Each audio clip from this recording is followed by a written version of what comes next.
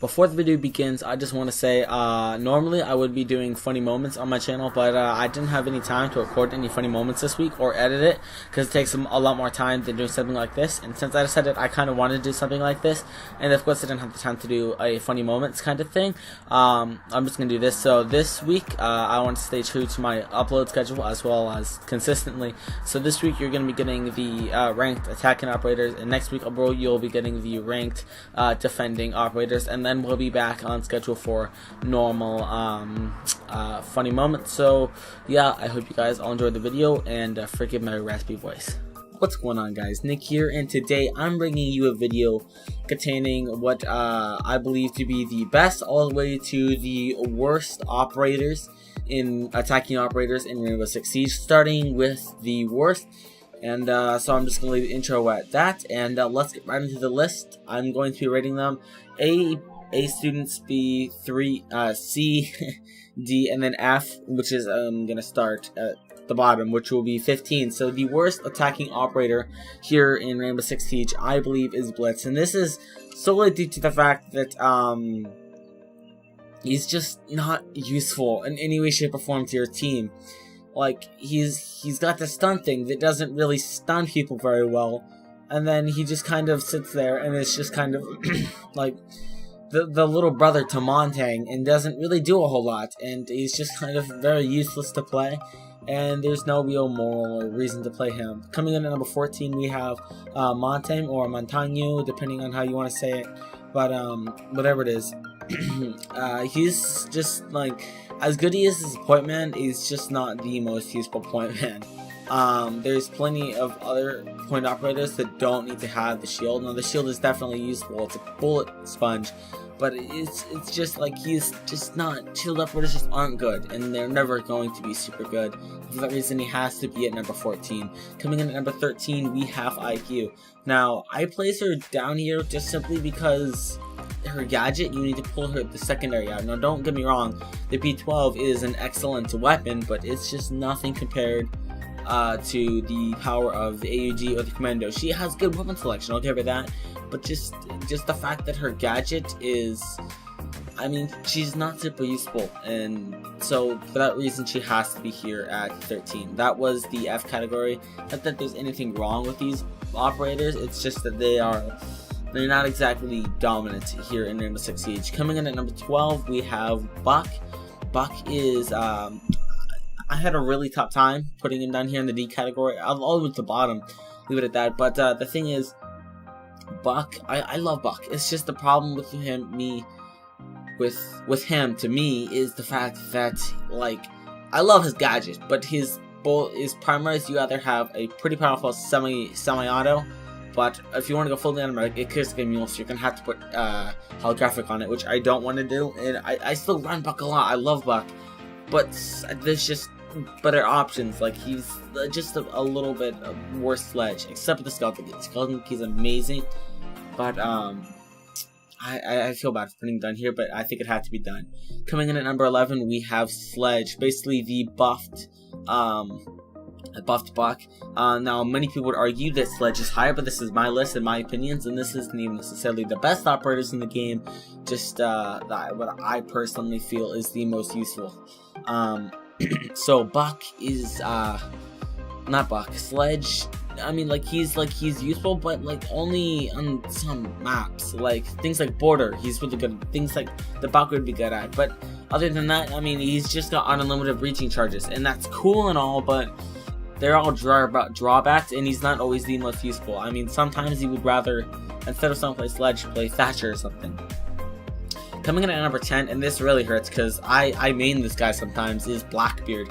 Blackbeard is, while a really fun to use operator with a good set of weapons, not the best. I feel he's the best point man, but I really don't feel like that's really, we just don't have good point mans here in Rainbow Six Siege. I guess that's the easiest way to put this, because his gadget breaks way too easily. The fact that he's a 4 speed, he's a 0 speed, he's a 4. He has the speed of a 4 armor when he has the shield on, so he's just unbearably slow. Makes it very frustrating, especially if we're trying to be a point man who should be like a 2 armor, 2 speed.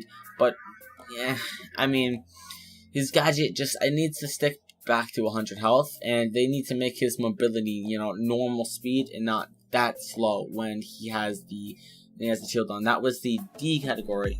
Now let's move on to the C category. Coming in at number 9, we have Thatcher. Now Thatcher could debatably be a little bit higher, but when you see the above things, you'll kind of figure out why he's a little bit lower. I mean, Thatcher, he's great, but he's only used in combination with other operators that are higher on the list. He's just a support operator. He's got a good set of weapons, like all the SAS members, but unfortunately, he's more of a support operator. He's good at what he does, and, you know, effing laser sights are always cool and all, but, I mean, he's just got to stay down here in the C category. These are the guys that, like, they try, but they're not quite there yet. Coming in at number 8, we have Fuse. Fuse is a very, he's not versatile, is the problem. Some maps, he's gonna dominate on, and some maps it's just not gonna happen. And when you can barely use him at all in hostage, just because if you fuse the objective, you're gonna kill the hostage, and then you automatically lose. So when you see a fuse in hostage, especially in rank, typically they just end up getting kicked because you think they're gonna be trolling, and most likely they are. So rightfully so. Coming in at number 7, we have Jackal. Jackal is, initially I wanted him to be very high because of his weapon selection. He's got some of the best weapons in the game. His faction, just amazing weapon selection. But his gadget is also super useful. But I feel like there's other things a little higher than him, and I don't know. Just for me, Jackal, I feel like he could be higher for the above people. They're just more versatile and a little more useful. But he is a very good counter to roamers. So if they've got Jaegers and they have Caveras on the other team, and they're really good at rocking this operator, you might want to pop on Jackal. Coming in at number 6, we have Capitao. Now, this might surprise a lot of people. Why Capitao? Well, to me, if I really broke down Capitao, what you find out is he's like a combination of Ash, which is a very good operator, and a combination of Smoke, which is also a very good operator on offense. So if you want Ash as well, then you have 2 Ashes. So the weapon selection and the speed and armor and everything, more like Ash for sure.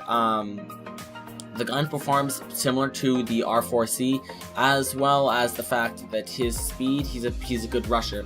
Now the gadget, on the other hand, is like an offensive smoke grenade. It just lights an area up, and it basically it's good for clearing out rooms, getting into the objective. Just like if you notice an enemy's there and you don't really want to engage them, just fire one of these and just let that do the rest.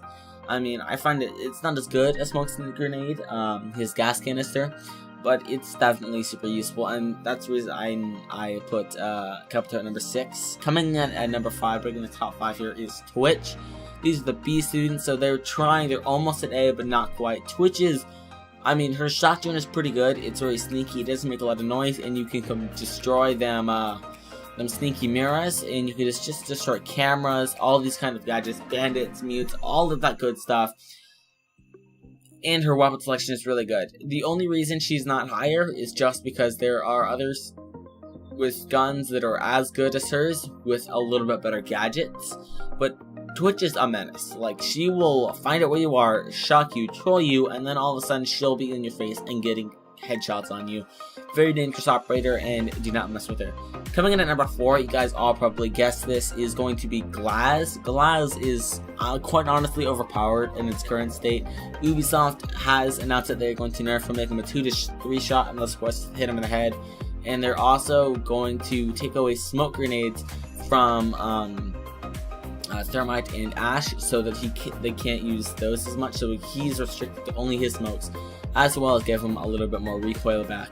And hopefully that'll be a good enough nerf, but honestly, I think that seeing thermal through the smoke is the biggest problem. So I think to either take out the smoke grenades from his class, or make it so we can't see thermals through the smoke. That would be my recommendations for nerfing Glaz, but Ubisoft can do what they want, it's their game. Breaking into the A category, there's 3 attacking operators left. So at number 3 is Thermite. Thermite is a very good operator. He's just like, the ability to go through reinforced walls is beautiful, especially on maps like House when they're in the garage, or the garage on Clubhouse. being able to thermite through that is honestly amazing, and I don't know, I love thermite. He's got a great weapon selection, his gadget is amazing. Nothing beats the ability to just go through that. Nothing really does. For the reason I put thermite in at number 3. Now, he would have been at number 2, of course, but except for Hibana. And Hibana is essentially a combination of Ash and thermite, where she can shoot pellets like Ash that break the reinforced walls. Hibana is really good. I mean, her gun is also really good. Hibana is just a very good operator in general, and kind of sucks that she's DLC, but it's all good. And she's just honestly amazing. The biggest drawback is she's kind of like her gun has a very low ammo capacity, so it's only got 21, including the one bullet in the chamber. So you're gonna have some trouble taking multiple targets out at once.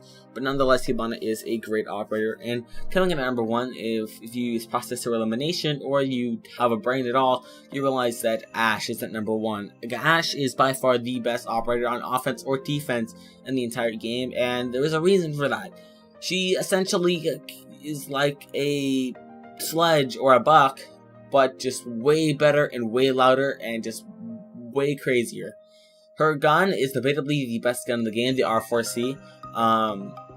She has 2 essentially shootable breaching charges that she just blows through walls with. She can do multiple breaches at once, so she can set a breach charge on a window, flank around, and then break, and then set a and then go ahead and take her breaching charge or her gadget, and she can just blow up in a wall there, ignite the breaching charge.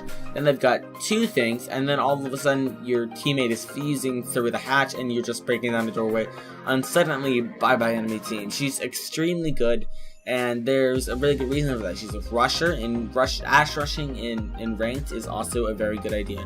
Just one amazing operator, and for that I applaud her. So yeah, guys, that's my list. That's where's my A tier, B tier, C tier, D tier, and then of course F. Unfortunately, I mean, all the operators in Rainbow serve some use except for Blitz, honestly. Tachanka is more of just a troll operator, but that's in defense, and I will be covering that in my next video. Hope you guys all enjoyed, and have a nice day.